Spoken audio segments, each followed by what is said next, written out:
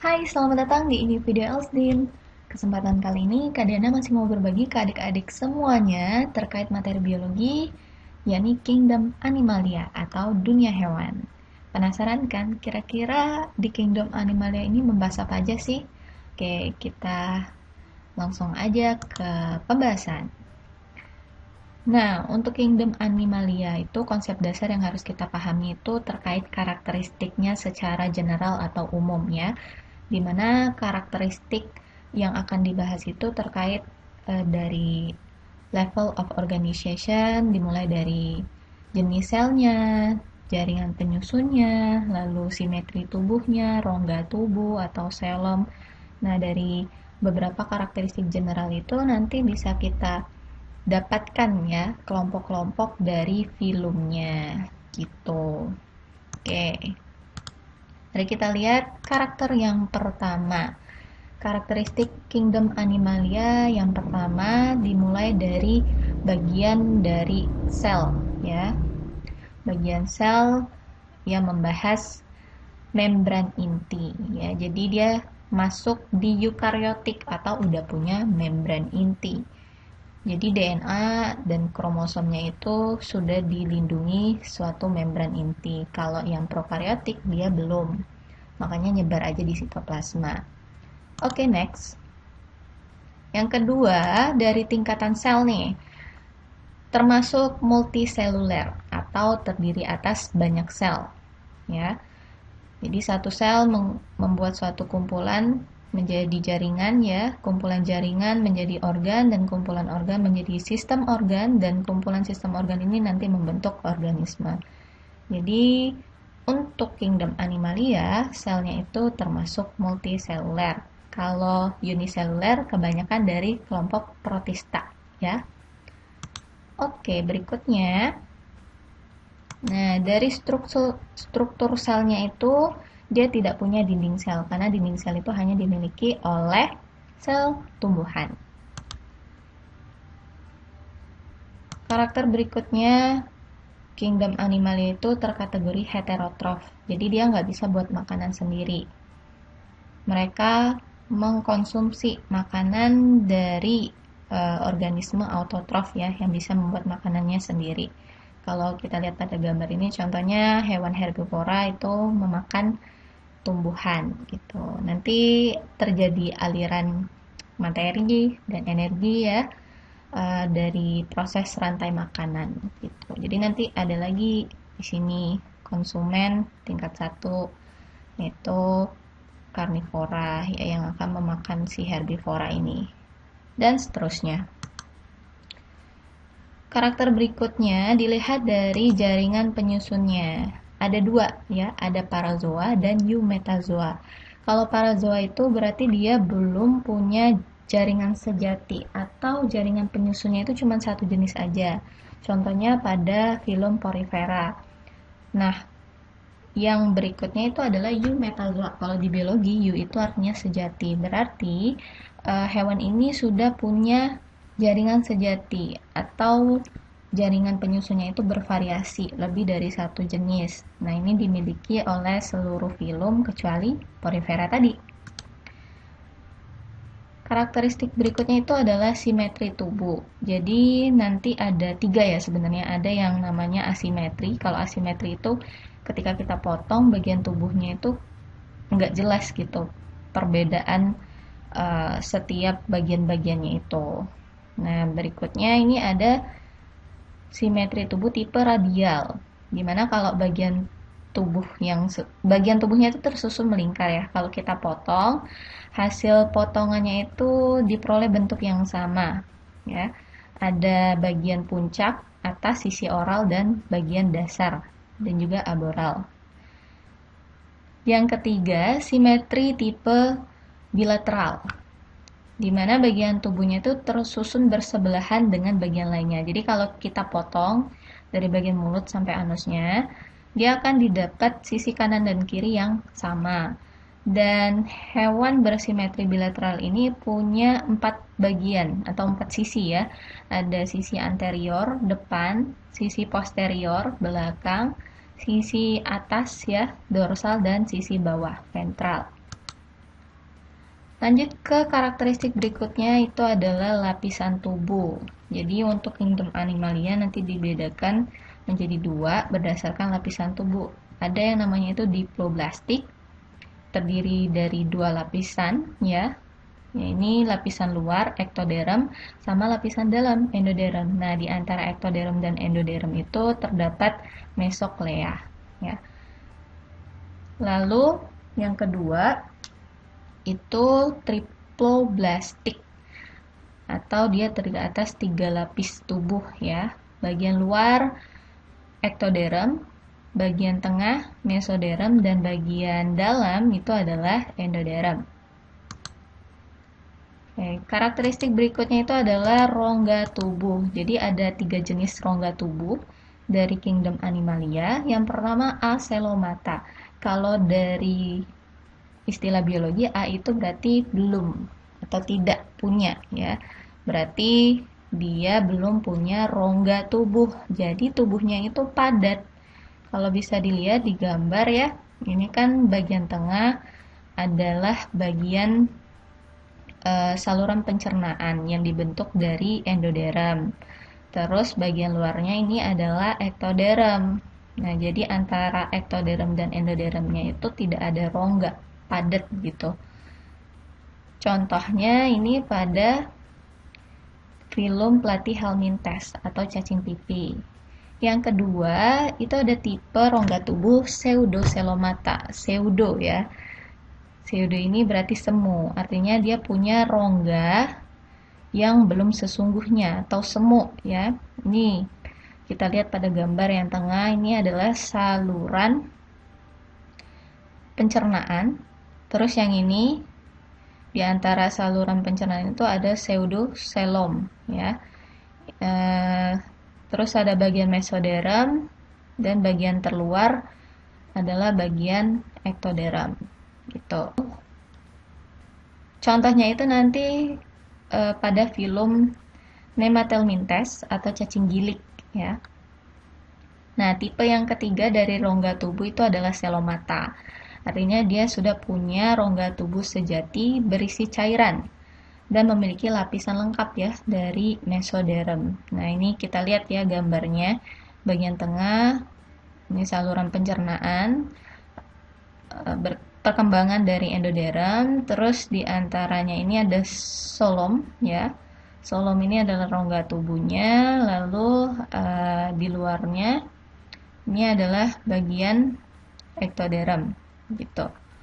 Contohnya itu nanti ada pada moluska, annelida, arthropoda, echinodermata, dan juga chordata.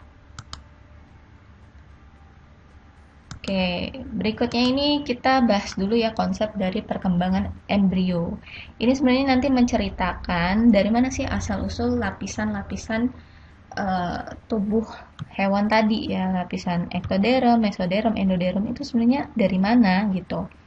Konsep dasarnya itu dari fertilisasi ya, peleburan inti sel sperma dan sel telur membentuk zigot. Nah, zigot ini nanti akan melakukan pembelahan menjadi beberapa sel gitu kan, dan namanya itu berubah mulai dari morula, blastula sampai membentuk gastrula. Ini kan sudah banyak ya kumpulan sel dari hasil pembelahan yang berkali-kali tersebut. Nah, pada fase gastrula ini dia nanti membentuk suatu rongga. Rongganya itu bernama arsenteron ya, atau usus primer, dan terdiri atas 3 lapisan.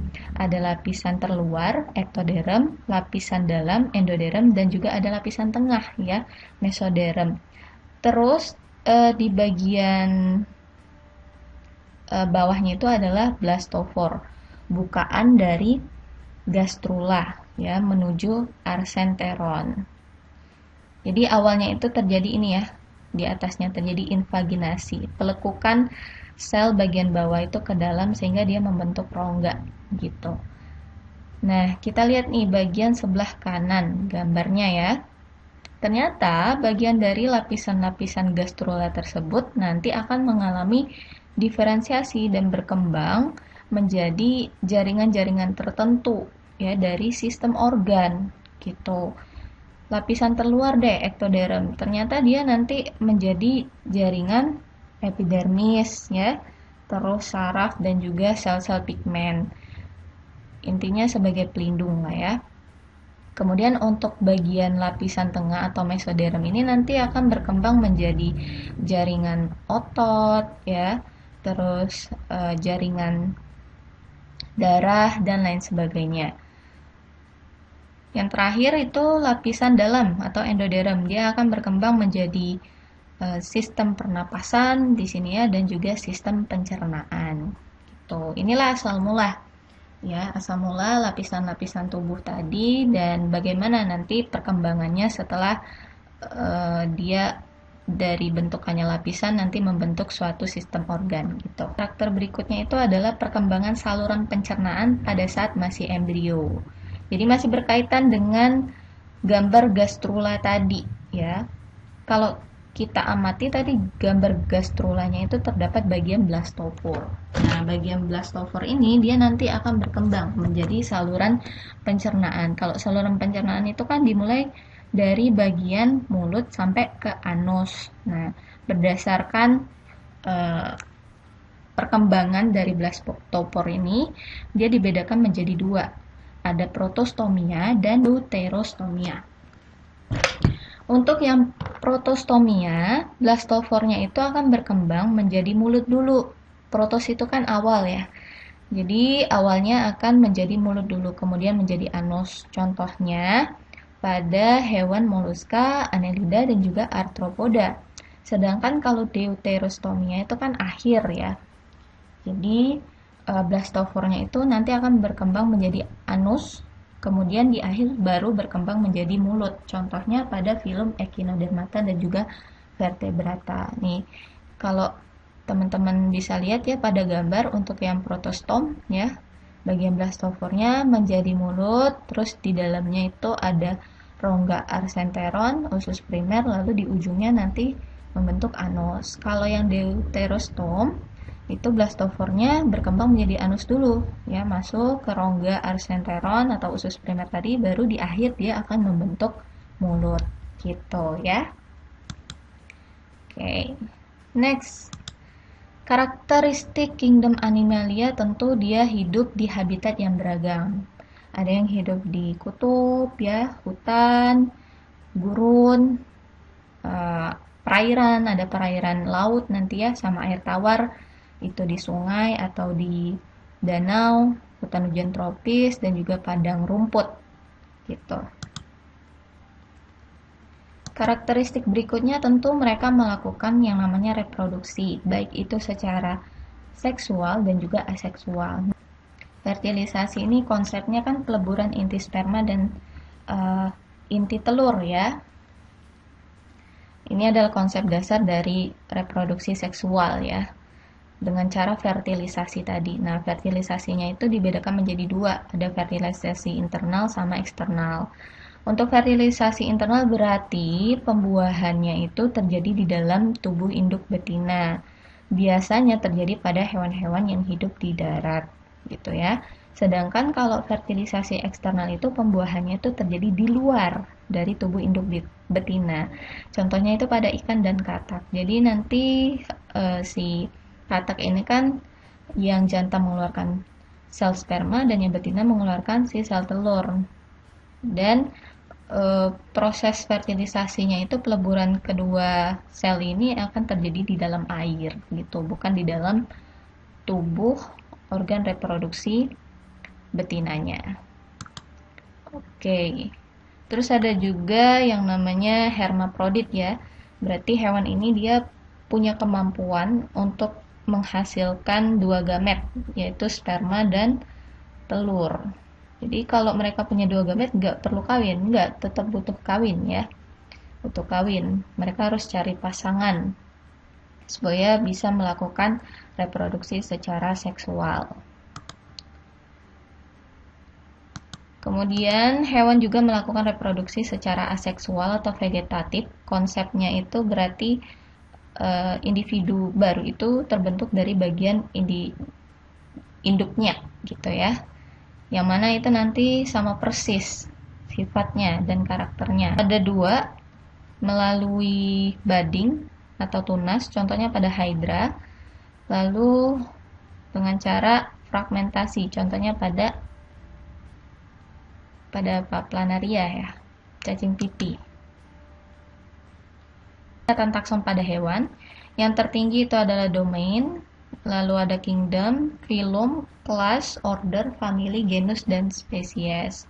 Semakin ke bawah itu semakin banyak kesamaan cirinya, tapi semakin sedikit organismenya ya, karena dia udah spesifik banget gitu. Jadi cirinya itu dari umum sampai ke khusus kalau ke bawah gitu. Nah, kenapa kita tadi bahas dulu karakter dari kingdom Animalia secara general?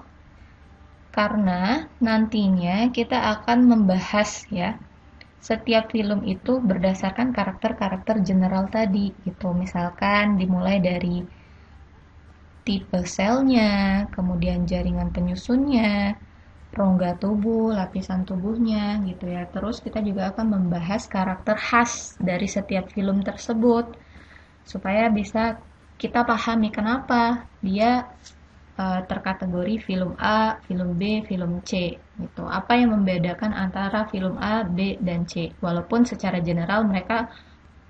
Nah, untuk kingdom Animalia atau dunia hewan itu pasti banyak banget ya anggotanya. Makanya akan dikelompokkan lagi dalam suatu film. Ya, dari kingdom, bawahnya itu adalah film.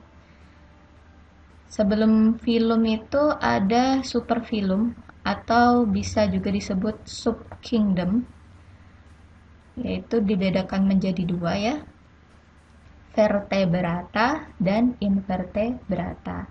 Kalau vertebrata berarti dia punya tulang belakang ya. Kalau punya tulang belakang ini biasanya akan dibagi lagi menjadi 5 kelas param ya, bahas singkat dengan param.